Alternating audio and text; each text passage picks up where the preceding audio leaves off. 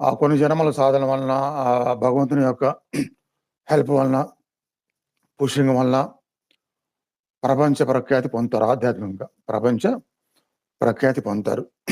అది ఏ మతమైనా కావచ్చు.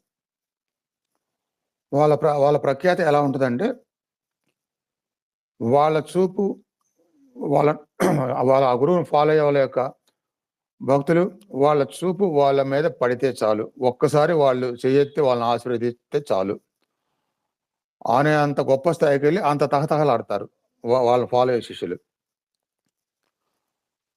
అప్పుడు ఆ స్థాయికెళ్ళిన ఆ గురువు దాన్నే కొనసాగిస్తే అంటే ఆధ్యాత్మిక ప్రవచనాలు, ఆధ్యాత్మిక ఆలోచనలు, ఆధ్యాత్మిక సాధనలు దానివలన ఏమైనా ఫండ్స్ వస్తే మళ్ళీ దానికే ఉపయోగించడము.